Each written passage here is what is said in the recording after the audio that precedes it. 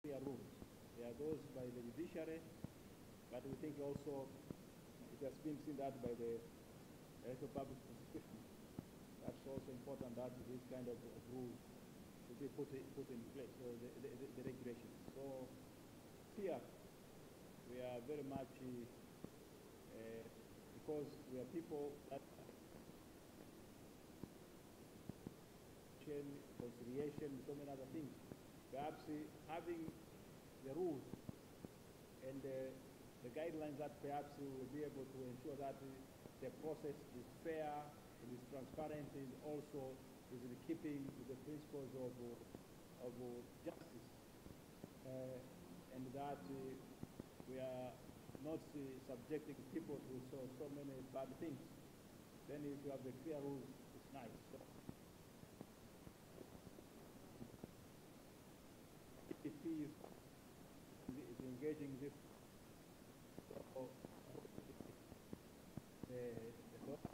the Freedom House who have agreed to facilitate this process. So we are delighted that because some of you are practitioners,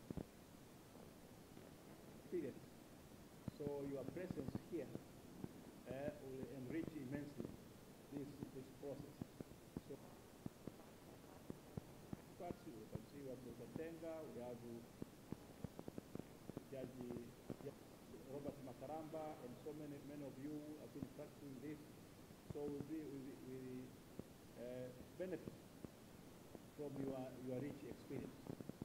And we are here at the Tanganyika Society, and our host or our parent, Tanganyika Society, is the one who is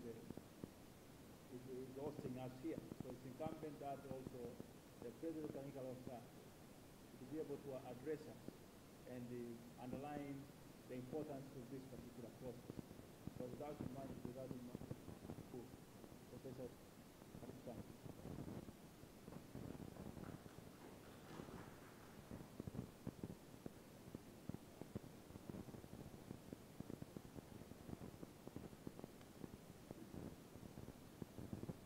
Honorable Judge Robert Makaramba, the President of SIAC, Dr. Nshala, Mr. Mkude, the Assistant Director, Office of the DPP, the Vice President, I hope Mr. Hope is around, of SIAC, the TLS Executive Director, Mr. Khaled, the Acting SIAC Secretary General, Madam Madoma. I can recognize our teacher, Dr. Senda, then the council participants from different institutions, ladies and gentlemen. The plea bargain concept is relatively a new concept in the criminal justice system in Tanzania. Actually, the plea bargain genesis started in the U.S. in the early 1900s, where the idea of plea bargaining was to decongest the prison system. The idea was to ensure that expenses that go to run the criminal justice system are reduced. Also, the idea was to expedite disposition of criminal cases. So if you want to understand the plea bargain, you can go back to history, and the American plea bargain system provide a very good starting point to understand why plea bargain was introduced. Because it was, in America, they take it as an administrative device to decongest the court system cases, and in particular the prison. Following the written laws, Miscellaneous Amendment Act number 4 of 2019 and Act number 11 of 2019, numerous amendments have been made, including to amend the Criminal Procedure Act, Chapter 20, to introduce plea bargain in Tanzania, its procedure and administration. Subsequently, Tanzania published the Criminal Procedure Plea Bargain Rules of 2021.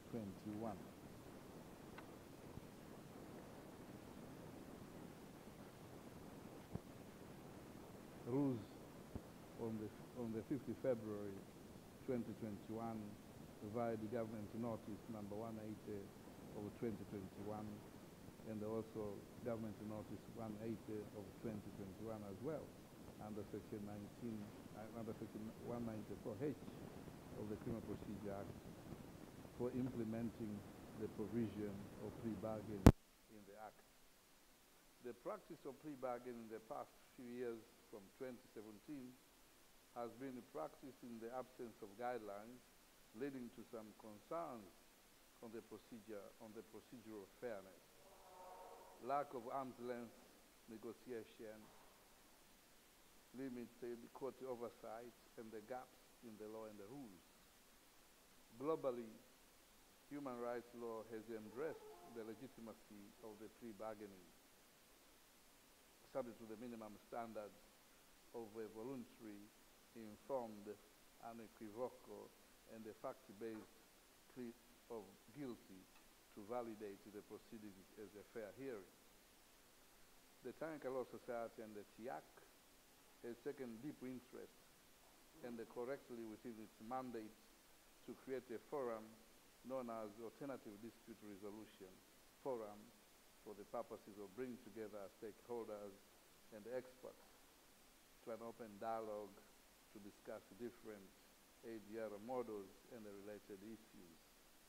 In some jurisdictions, plea bargaining has been viewed in the framework of ADR conducted out of court, and the court comes into play upon presentation of a plea bargain agreement to the court approval, and it is on this basis the TLS and the TIAC has taken interest in plea bargaining by conducting plea bargaining dialogue to discuss the following. 1, creation of an ideal environment where plea bargaining system can allow fair negotiation in criminal cases between the prosecutor and the accused, so as to enable the speedier and efficient disposal of criminal cases. Secondly, how plea bargaining can tremendously reduce criminal cases backlog to ensure timely delivery of criminal justice. Thirdly, the use of plea bargaining system to decongest the criminal inmates in the prison facilities in Tanzania. So this dialogue is meant to be a continuous or a continuation of the previous dialogue that was held here at Wakili House on 24th March 22, focusing on implementation of two among other action points agreed by participants in that meeting through the support of DDA, Freedom House, of which we are really grateful for the financial support that they are rendering to this process. The Freedom House, where the following two action points were agreed upon, namely TLS and the TIAC should conduct another dialogue of this nature for the purpose of broadening and the areas that need attention through different experiences.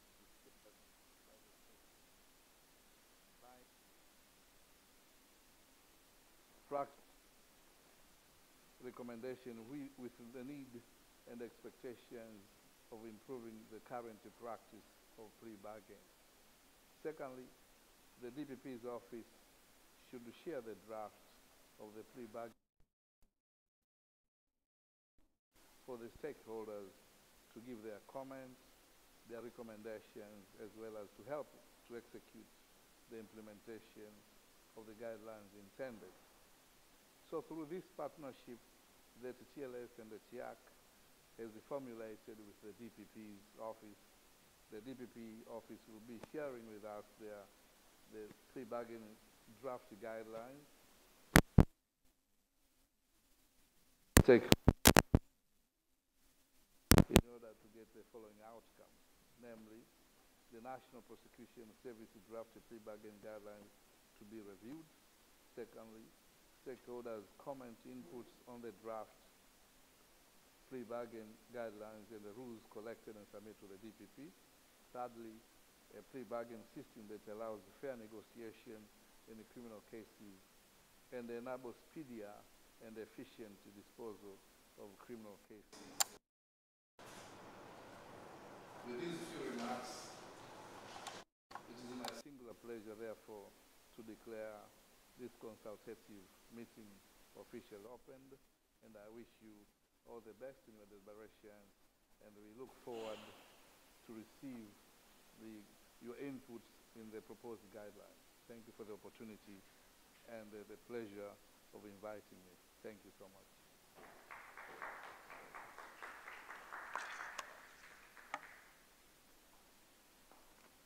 Thank you very much, the President of the Tanzania International Arbitration Center and the President of Tanganyika Law Society for those opening remarks.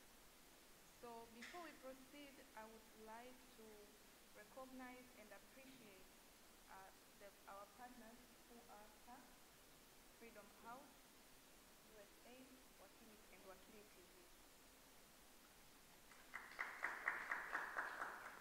So because of the time, I will quickly proceed to our program.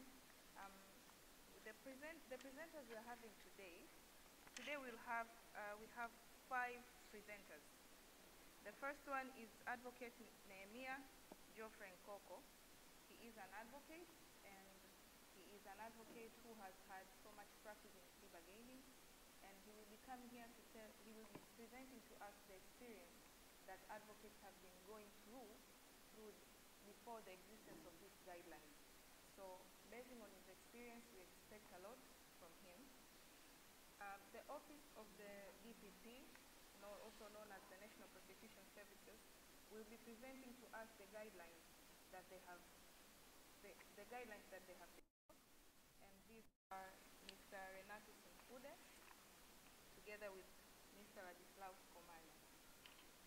From there on, Honorable Robert Vincent Makaramba will present to us the plea bargaining guidelines vis-a-vis the criminal procedure, plea bargaining agreement rules of 2021, GN 180 of 2021.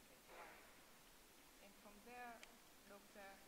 Ringo Willie Tenga will present to us inputs on the plea bargaining guidelines and the economic offenses specification for consent notice, GN 469H.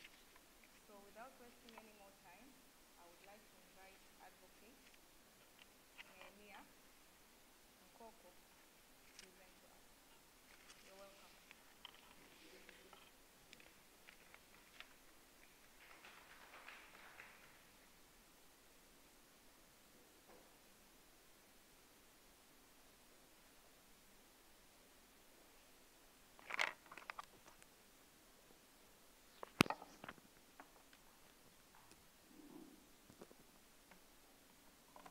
Good morning, everyone.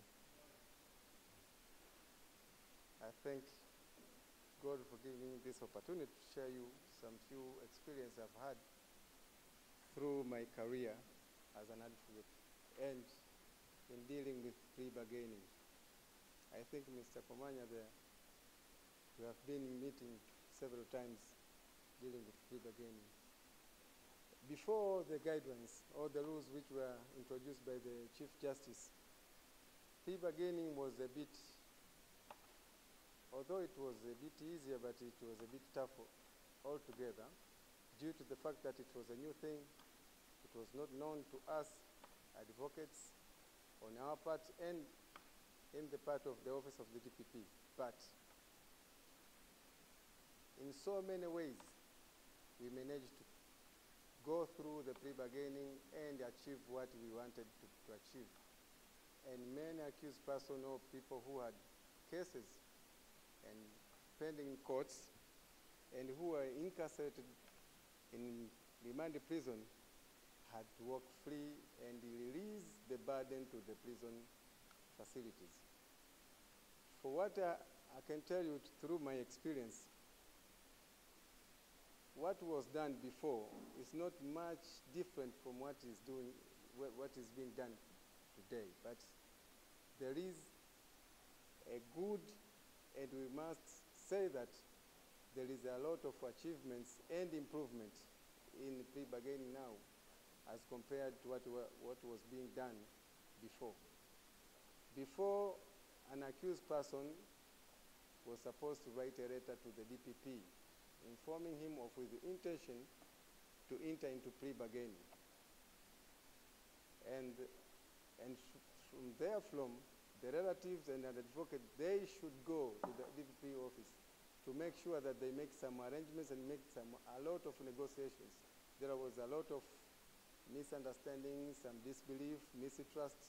Sometimes your client can tell you that, if I will tell them that I want to plead guilty, and in the process, the plea bargaining corrupts,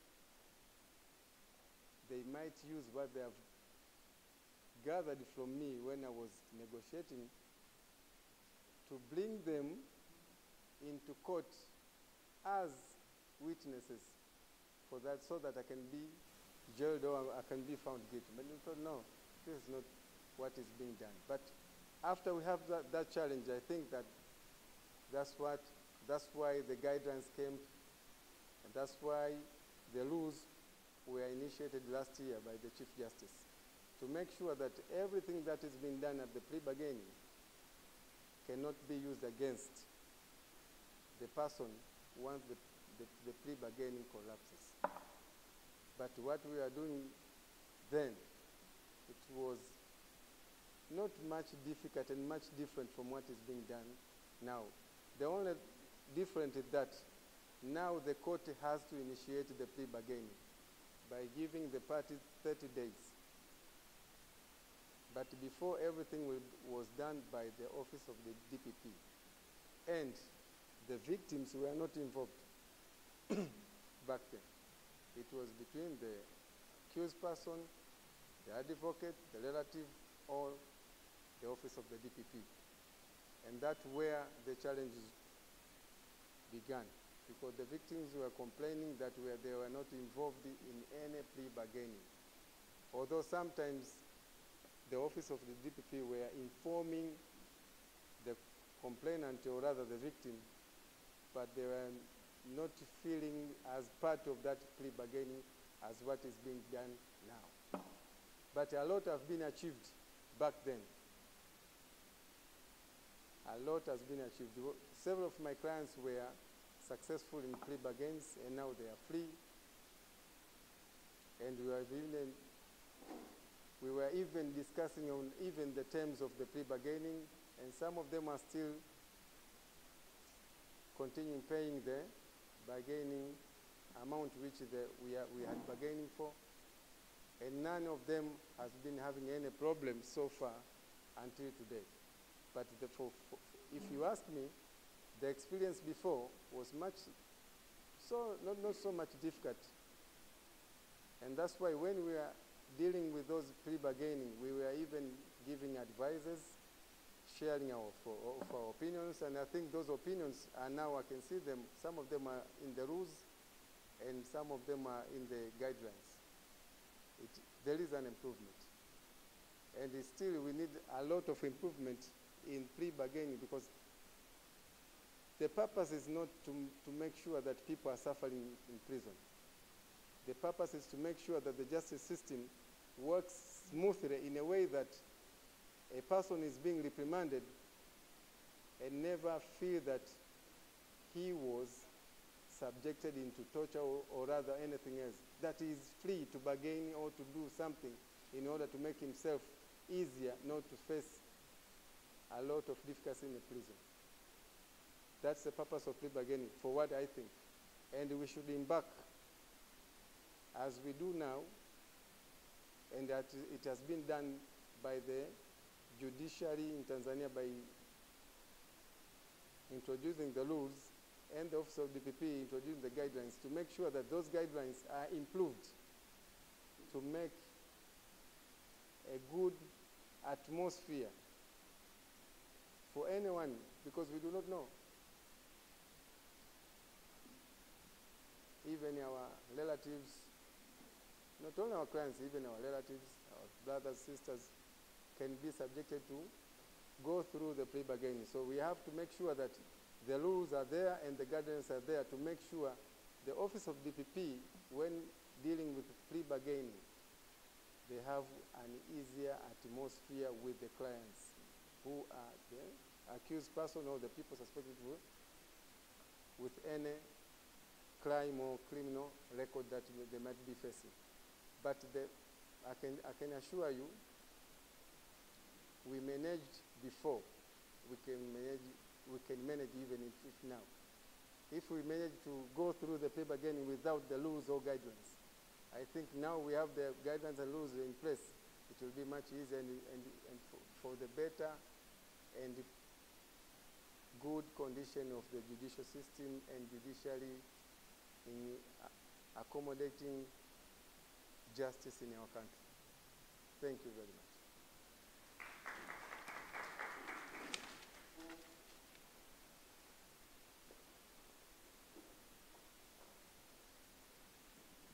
Thank you very much, Wakili. You have really kept time, but basing on that, thank you very much for the experience that you have shared. So my take in all of this is that before the existence of the guidelines and rules, the plea bargaining practice was done informally. And basing on the fact that it was done informally, there are people who have suffered, and other than suffering, it means that there are lots of difficulties that have been encountered by advocates as well as the office of the DPP. So I would like to invite any counsel who is here who can say something, add something a bit, if Wakili Kilatu.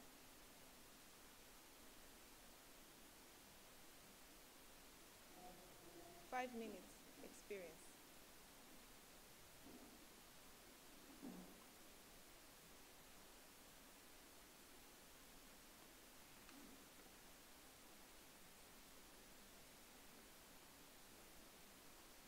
Good morning, ladies and gentlemen.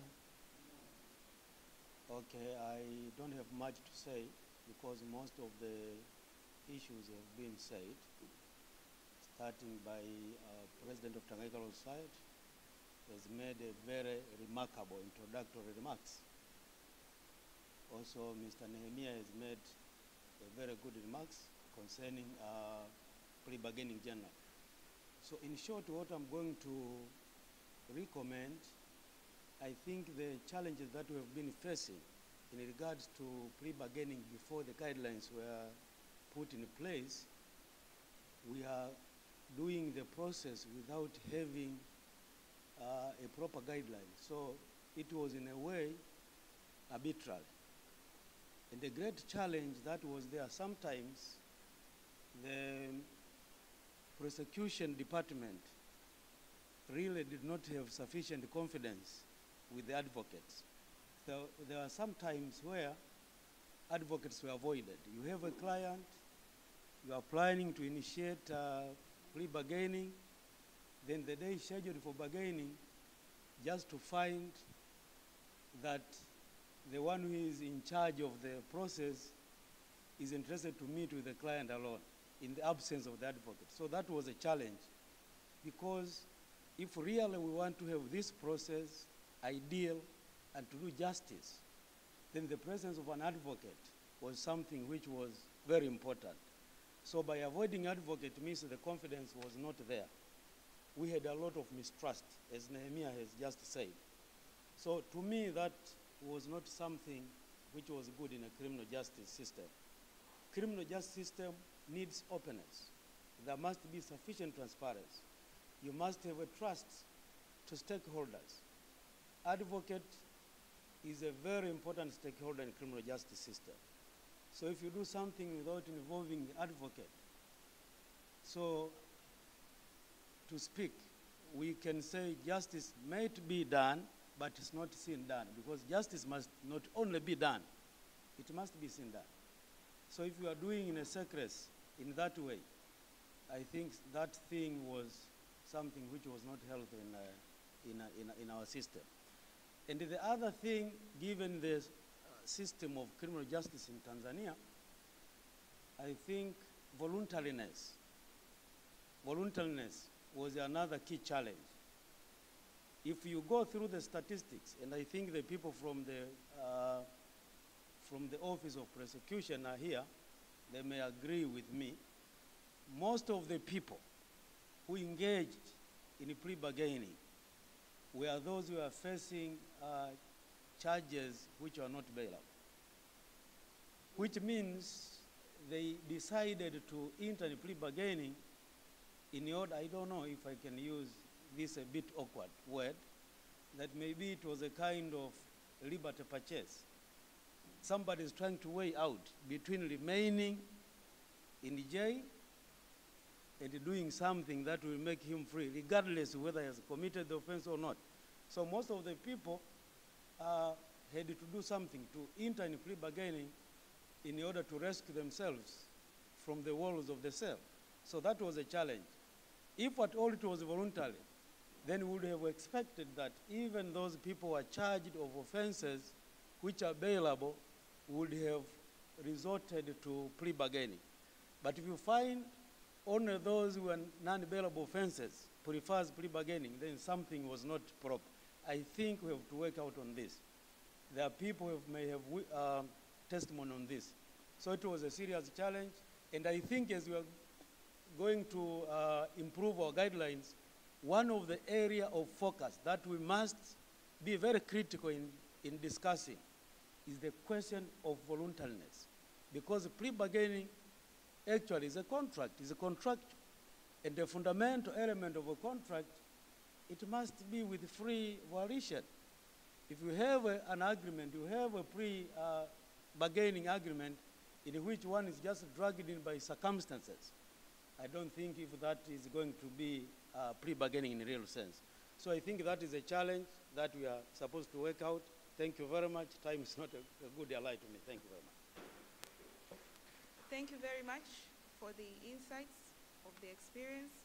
So we are going to proceed with the next presentation from the Office of the DPP, where Mr. Renato Simkude and Mr. Komanya will be presenting to us the guidelines. You have 20 minutes for the presentation. Please, let's keep time so that we can all go.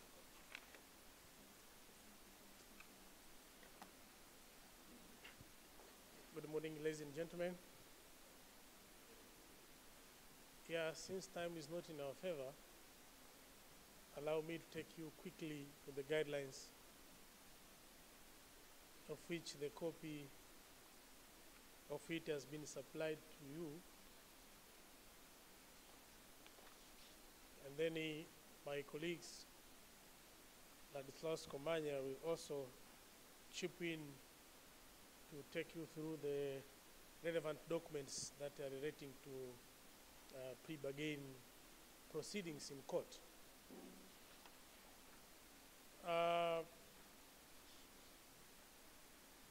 Just before taking you through the document, I have to appreciate that for the invitation from TIAC, TLOS, and for the cooperation that we have been having since we started this partnership engagement.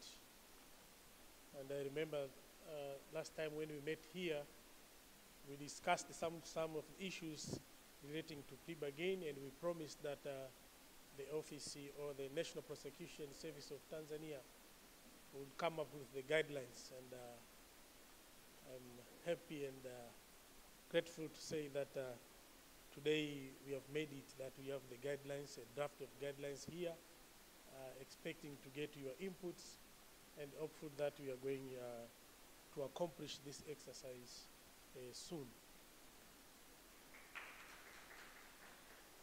And just for information, that 2 weeks before, we had a launch of the standard operating procedures relating to corruption cases. And it was scheduled that 2 documents were to be inaugurated and launched on that particular day. That relating to corruption cases and this of plea-bargain. But because of that engagement, then I advised the DPP that we should skip this one relating to plea-bargain, so that we get more inputs from stakeholders, particularly waiting for this engagement today. And before we publish the final document, and that was accepted. So on that particular day, only SOPs of corruption-related cases that were launched, and this one was kept pending, waiting this gathering. So that was the action that was taken by the office of the DPP. So we expect maybe next week or the week after that we are going to publish this document. So it has been put aside, waiting for your inputs. Now, very quickly, the learned advocates who had appeared here pointed out that the shortcomings that we had before and the challenges in operating plea-bargain proceedings in court in absence of the DPP guidelines and the CJ rules. For almost 1 year or 2 years, till last year when the Chief Justice issued the rules, and as we are speaking, the DPP has not issued the guidelines, but still we are operating. And definitely you must face challenges because in absence of guidelines and rules, so everyone will come out with his perspectives and directives, you know. So that has been happening on the ground. Now, very quickly, as I said, that time is not in our favor. We have the draft of the guidelines that has been supplied to you. This guideline is issued under Section 18, subsection 1 of the National Prosecution Services Act, which gives the Director of Public Prosecution powers to issue guidelines and directives in the proper management of prosecutorial duties and the arrangements in the state. So the DPP is using his powers under that particular section, but that is read together with Section 194, capital C, 3, which gives the DPP powers to consent to any plea-bargaining requests that comes on his table. And as you may recall that following the amendment of 2019 of the Criminal Procedure Act, as was pointed out by the President of TLS. So if you read that, if you look at that provision of 194 capital C, which states generally that no any plea-bargain arrangement or request can be entertained unless there is the consent of DPP. Then the question was that what are the benchmarks that the DPP can use or uses to issue the consent? So before the guidelines, this was handled administratively within the Office of the National Prosecution Service because there were no benchmarks. Benchmarks were not there. So now we are coming with these guidelines at least to guide the National Prosecution Service of Tanzania in issuing the consent. Now, you can see page 1, there is sort of the arrangement of guidelines in the form of the contents. We have the preambles that you will read yourself because of time. I'm going to skip there. If you go to page 3, you may find there is citation of these plea-bargain guidelines. They are called the plea-bargain guidelines of 2022. There is that part of interpretation. I'm not going to read it. It's there, unless maybe during the plenary session, if you have any issue, then you may come out of it. Then the scope of the guidelines, as you can see, that is page 4. This is the internal directives intended to guide the public prosecutors and authorized officers as they are interpreted or defined in the last page. So these are just the guidelines within the office of the DPP. So we don't expect a prosecutor going to court and using the guidelines to make his submissions, and these are the internal guidelines, but they have a legal force because the DPP has that mandate under Section 18, subsection 1, as I pointed out.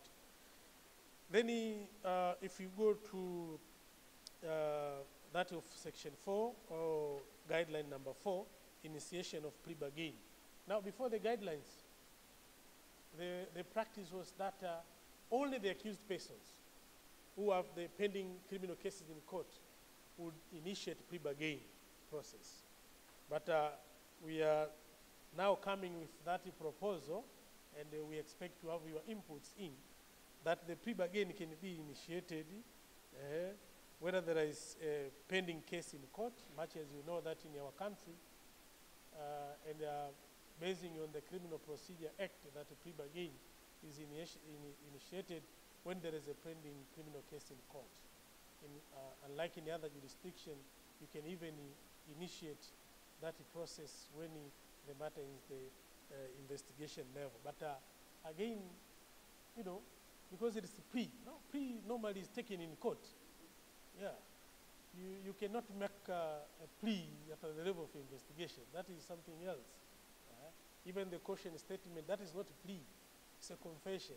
So again, you can see that even the wording itself, when you say plea bargain, presupposes that it must be done in the court proceedings, because plea is normally taken in court proceedings. So there's a proposal, there must be a criminal case in court. Then again, if the prosecution has not yet closed its case, and if it has closed its case, then there must be approval of the DPP. So generally, there must be a case, a criminal case in court, and the prosecution has not closed its case. You know, you practicing advocates and attorneys, that the procedures and the proceedings in the criminal cases, that prosecution is expected after calling the witnesses, then it closes its case before the court makes the ruling whether there is a case to answer or not. So plea bargain is entertained in that stage.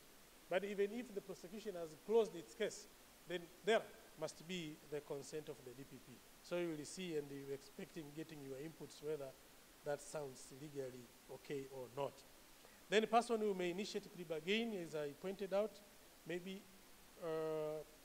an accused person, or is an advocate, or a public prosecutor. So before the guidelines, the practice was accused person or is advocate. Now we are coming with a new input that even the prosecutor can initiate a plea bargain. We have experienced that for the cases that we have handled, you may find sometimes a victim. Suppose you have a criminal case where a victim is a normal person, is a private company, But then we have some cases of which the government is the victim, cases relating maybe to the tax evasion, Now, so you find a victim comes and says, for me, I don't like to proceed with that particular case. If the accused person can pay me back what he had stolen, then that is okay. So in that scenario, a prosecutor may initiate a plea bargain by asking the accused person that, okay, fine, we have this case in court. Are you ready to get into a plea bargain arrangement so that if you pay back that particular amount of money, and then we make this case to an end by way of plea bargain? So that is, so that's upon your inputs. Now, where the case involves a child in conflict with the law, his parents, guardian, or social welfare officer. So we have some of the cases where we find a child is involved, and then even his parents or guardian or a social officer may come in and initiate a plea bargain.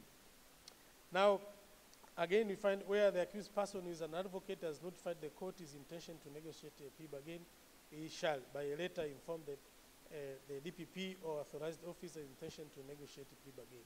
Now, if you look at Rule 5 of the Chief Justice rules, you may find that an accused person is required, whoever initiates plea bargain process must notify the court by way of notice.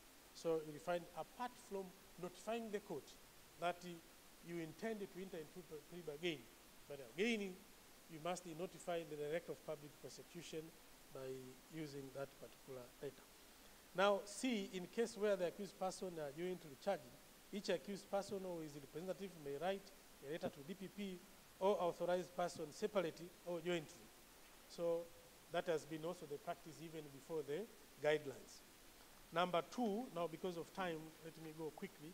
Where the accused persons write a joint letter, the same shall be signed by each accused person or their representatives.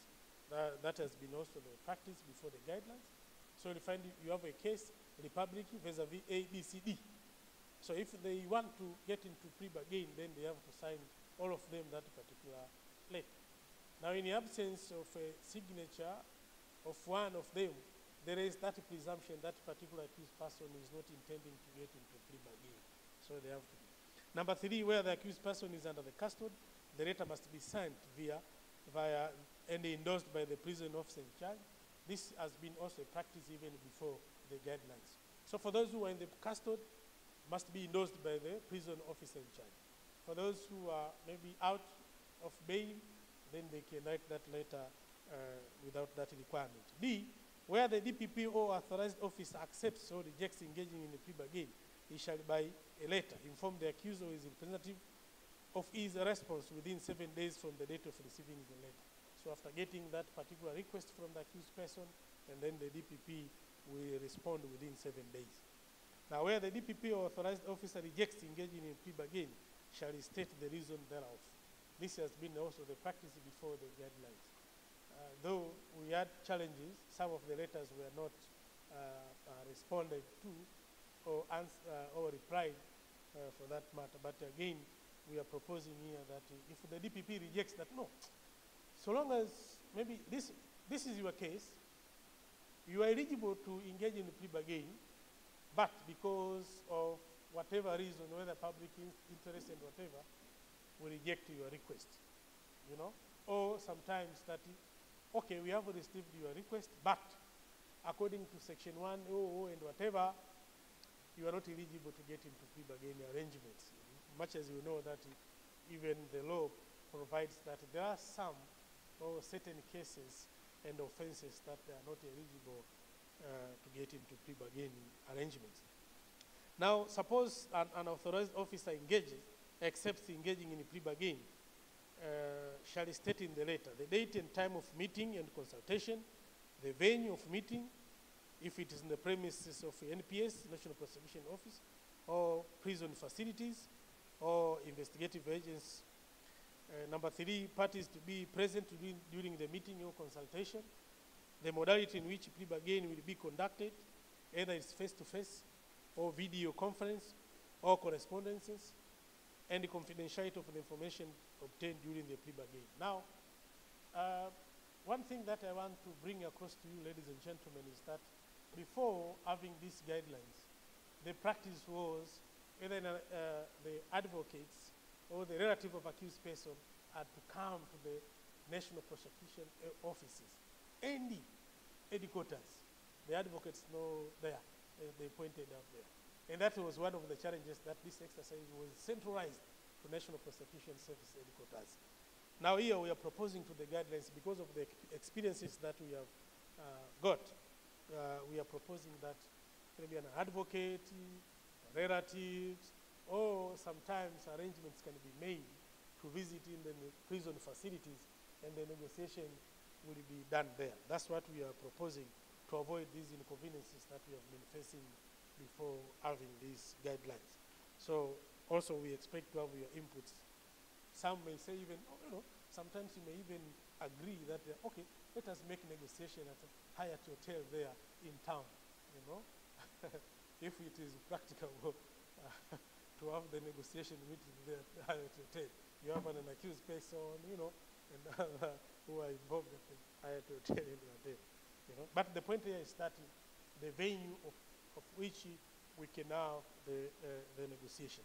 Now, G, where the negotiation is initiated by prosecutor, the public prosecutor shall inquire in writing from the accused person and or his representative if he is willing to enter into plea-bargain. Now, and they set a deadline for response from the accused person or his representative, which may not exceed 14 days.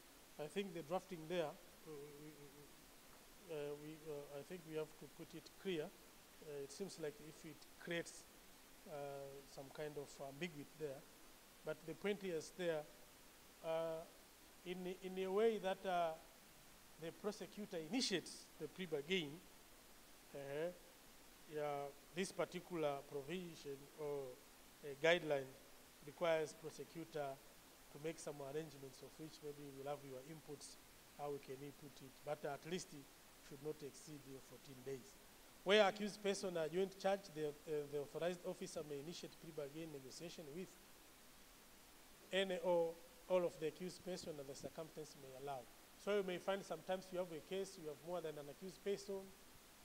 So is it necessary to have the negotiation having all of them in place, or one is enough representing his colleagues, so long as they have discussed the important issues relating to that particular issue. Now, the authorized officer shall initiate plea bargain under paragraph G, where, this is what I was saying, the victim has requested in writing the authorized officer to enter into plea bargain, or where the procedure of plea bargain would be beneficial to the victim, such as resulting to quick recovery of the loss sustained. The point is there, if the prosecutor initiates plea bargain, what are the benchmarks that will pave a way for a prosecutor to initiate a plea bargain? I pointed out one, that where the victim is willing or the victim is in a need to have this matter be settled out of plea bargain instead of going to the full trial. So you can see if we can have other scenarios or other reasons for doing so. Now the accused have shown desire to cooperate with the investigation or prosecution. That's another case. In cases where there has been a financial loss to the state or any person, if the accused has already made institutional arrangements to the institution, or the trial would have adverse consequences to victim, witnesses, or public. So we may find we have this experience that we may find sometimes we have some cases that are very complicated in terms of logistics, and sometimes some are saying that sometimes even if the evidence is not that much very clear, but you will see later on, we normally don't take an advantage of having maybe weaknesses in evidence and comparing the accused persons to get into plea bargain. But that is subject to debate. Now, number 6, factors to be considered in plea bargain. Now, in deciding whether to enter into plea bargain negotiation with the accused, the authorized officer shall take into account the following factors. As I pointed out, and you have seen in this particular document, you have the DPP or authorized officers. You will see through these specimen documents, those authorized officers. So it can be directors, regional prosecution officers, district prosecution officers. These are the authorized officers. Now, what are the factors that they have to consider when the plea bargain request reaches on the table? One, the accused has expressed his willingness to enter into plea bargain process. And as was pointed out by the advocates who have appeared here before I came here, that there is issue of voluntariness.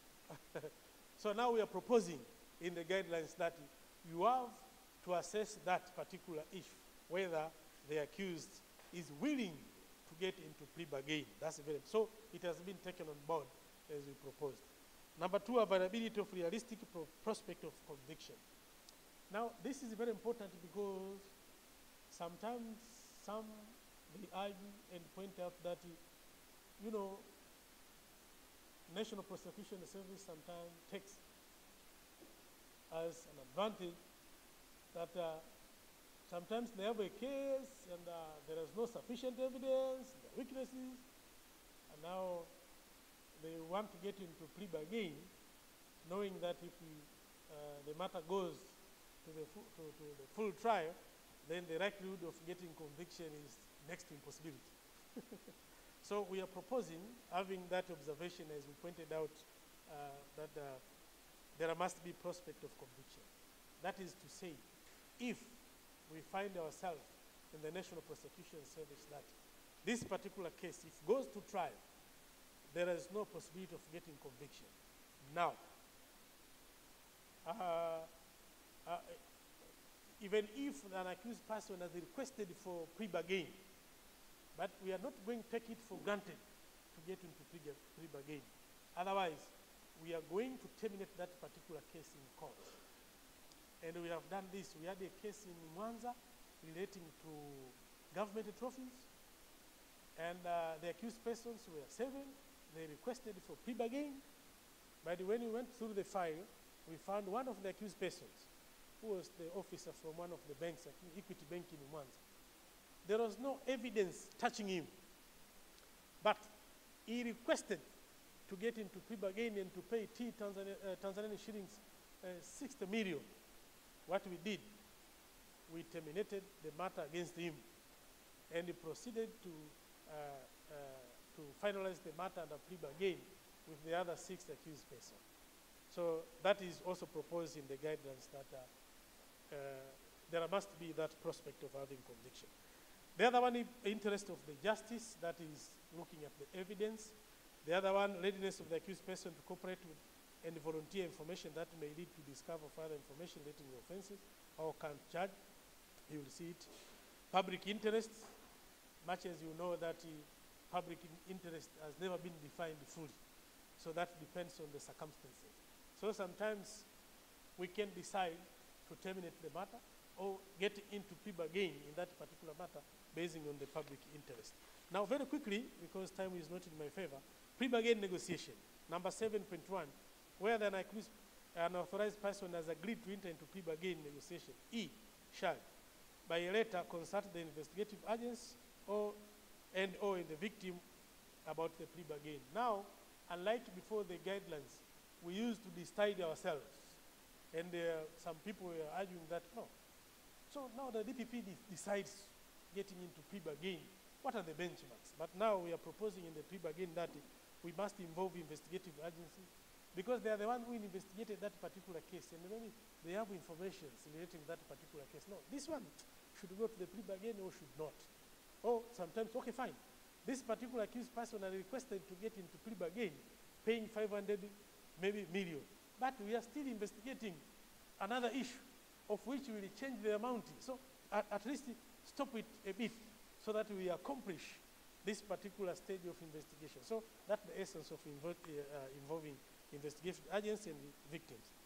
Now form a team of 2 or more prosecutors to negotiate a plea bargain. So we are proposing that an authorized officer of the DPP, upon getting the request for plea bargain, will form. Now, Madam is coming towards me, I know.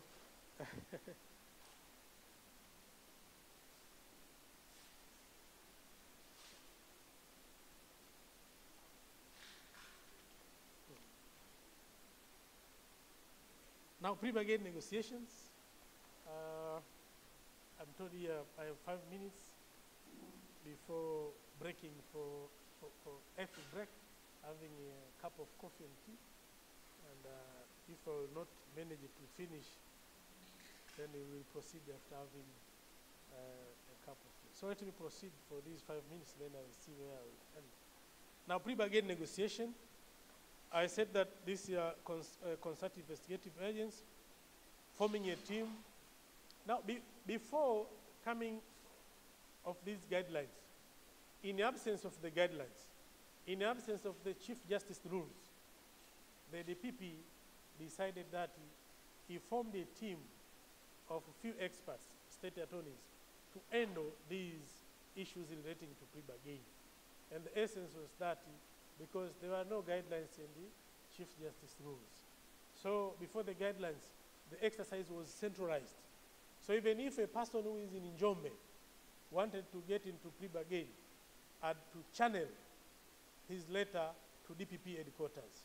So we had a team there. So here we are proposing at the level of the national, at the level of headquarters, regional level and district level, the authorized officer will appoint a team for negotiation. So we also maintain in these guidelines. Keep the records of the letter sent to the investigative agents and the victims of that service that is there. 7.2, in order to have sufficient and effective plea bargain negotiation, the prosecutor shall do the following. read the criminal case file in order to be conversant with the facts of the case, that being in a better position to negotiate the plea agreement. As I pointed out, that these guidelines are the internal within the National Prosecution Service. So we are guiding our people within the service how to make these things. So we need them that to read the case file so that you can have the facts in fingerprints, to have the facts in the fingertips so that you'll be able to negotiate. The public prosecutor shall prepare and submit to the authorized officer a negotiation plan. So that is, after negotiation or having that plan, must submit to the authorized officer, the in charge. So at the regional level, regional prosecution officer. And at the district level, district prosecution officer. So this particular prosecutor is going to make that negotiation under the supervision of the district prosecution officer or regional prosecution officer. So must prepare the plan. Organize the venue for the meeting, as I pointed out here before, that there must be a venue for meeting. Involve an investigator or victim where the plea-bargaining involves compensation, as pointed out that. Now, inform the accused during the plea-bargaining negotiation the following.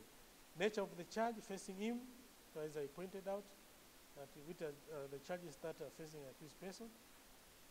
The offer likely to be made by the prosecution in exchange of the offer made by the accused. So if we are going to get into plea-bargain on the part of prosecution, we are going to drop money laundering, occasioning laws, will leave you with obtaining money by false pretense. So the prosecutor will also make such kind of the offers.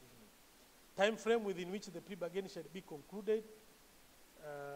Now, if conclude the plea-bargain within 30 days from the day, from the time of the notification. If we read Rule 5 of the Chief Justice rules, that's once you notify the court about your intention to get into plea-bargain, then the court will give you time for having negotiation within 30 days. So you have to adhere to that one. And my colleagues, the other presenters, are going to present on the Chief Justice rules in line of these guidelines and to see where they complement each other and where we have the divergences and challenges in that. And now where the plea-bargain involves compensation to the victim and the victim or his legal representative is involved, ensure the plea-bargain document is signed by the victim or the representatives. These are the procedures in court. In case the public prosecutor accepts an unpaid or outstanding balance of compensation to the victim, be secured with a collateral immovable. In form, he must ensure that official search is conducted from the relevant authorities for the purpose of verifying its status, and if there is any encumbrances, he shall file a caveat against the property and keep the record of it. So you may find sometimes you want to negotiate in the plea-bargain, an accused person has no cash and wants to surrender maybe immovable property. So the prosecutor will make that initiatives to trace whether the status of that particular immovable property. Reduce into writing the plea-bargaining negotiation and keep record accurately. This is administrative. Conduct plea-bargaining in transparent manner throughout the process. This was pointed out here by my colleague there, an advocate, that the plea-bargaining process must be transparent. And we have put this here because we had some complaints that sometimes these things are done in chambers. But you know, normally most of the affairs of lawyers are done in chambers. And even plea-bargaining has been done in chambers because most of the affairs of lawyers are done in chambers. But at least, even if they are done in chambers, there must be some kind of transparency. So you have taken it on board. Then immediately seek and obtain consent for plea-bargaining from his authorized officer using NPS specimen form number 3. You will see it there. 2 pages remain. Oh, no, 4, 3. Very quick. Now, I'm told here that I have to hand back the microphone to Master of Ceremony. And maybe thereafter I'll come to finalize. I need only 10 minutes to finalize the remaining pages so that it will be all together because of time. Thank you for this moment. Then we'll proceed later on. Thank you very much, Mr. Mpude. So we are going to break for tea for at least 15 minutes, and when we come back, we will give him 10 more minutes to complete, to start where he left off and complete so that we can go on with other presentations. You are very welcome for breakfast. 15 minutes only.